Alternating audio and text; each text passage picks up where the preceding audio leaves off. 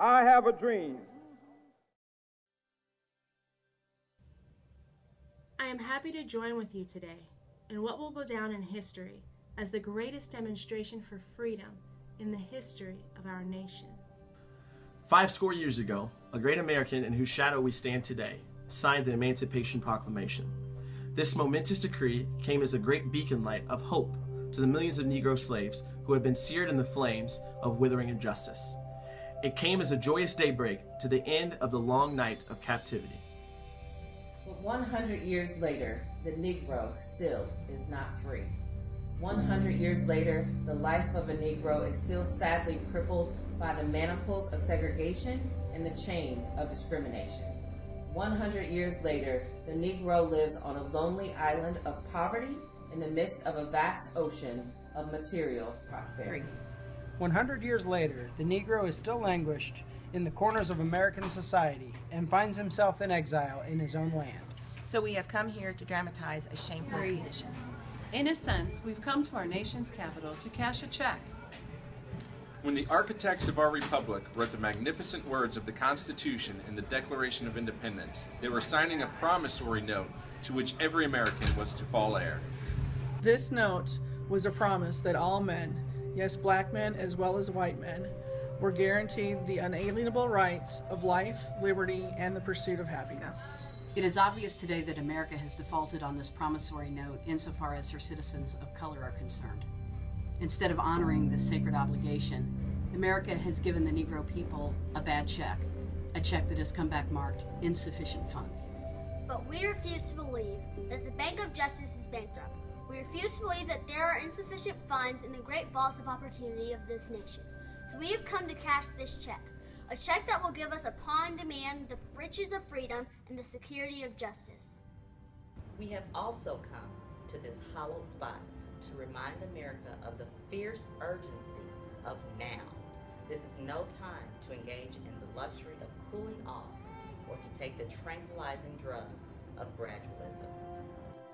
Now is the time to make real the promises of democracy. Now is the time to rise from the dark and desolate valley of segregation to the sunlit path of racial justice.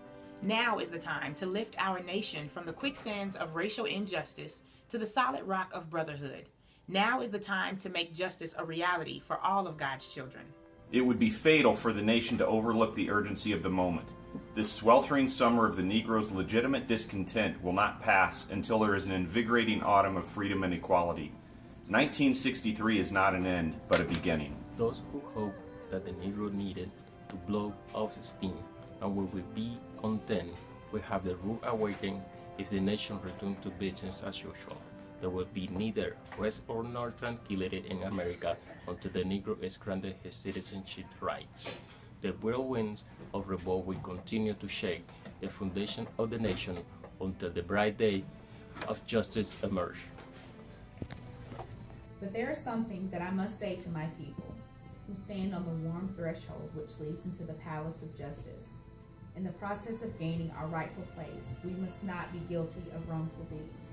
Let us not seek to satisfy our thirst for freedom by drinking from the cup of bitterness and hatred.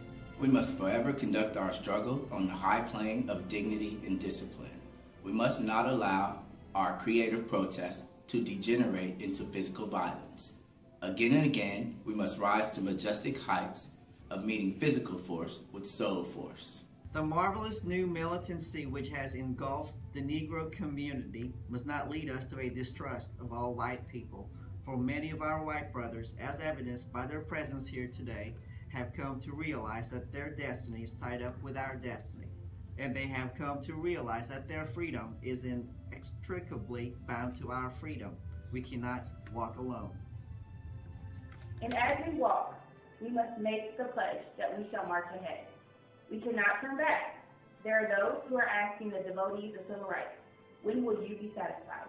We can never be satisfied as long as the Negro is the victim of the unspeakable horrors of police brutality.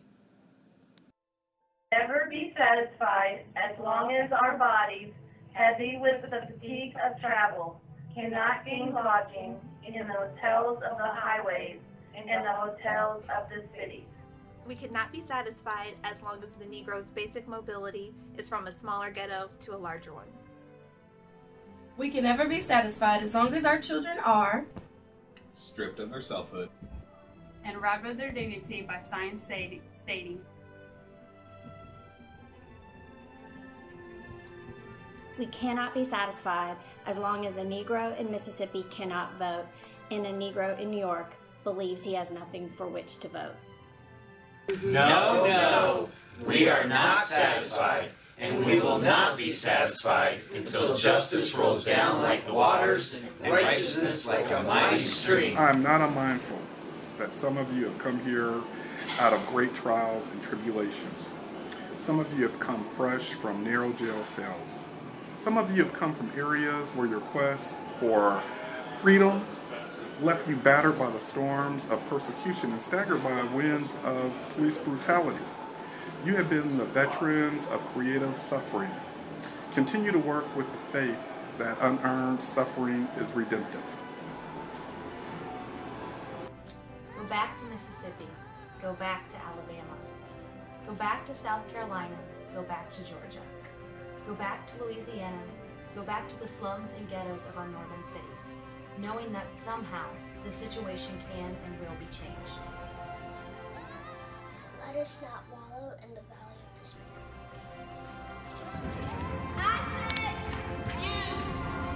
Today, my friends The difficulties of today and tomorrow, I still have a dream. It is a dream, deeply rooted in the America dream. I have a dream that one day this nation will rise up and live out the true meaning of its creed. We hold these truths to be self-evident that all men are created equal. That one day on the red hills of Georgia, the sons of former slaves and the sons of former slave owners will be able to sit down together at the table of brotherhood. I have a dream that one day even the state of Mississippi, a state was sweltering with the heat of justice, sweltering with the heat of oppression, will be transformed into an oasis of freedom and justice.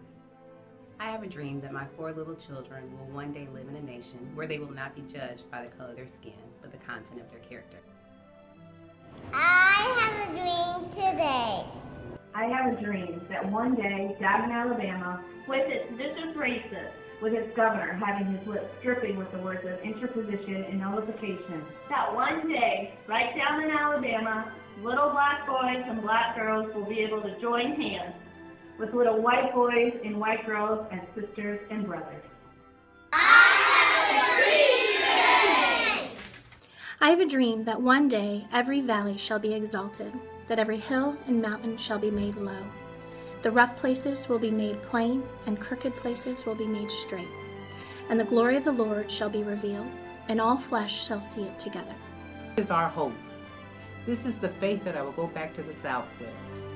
With this faith, we will be able to hew out of the mountain of despair a stone of hope.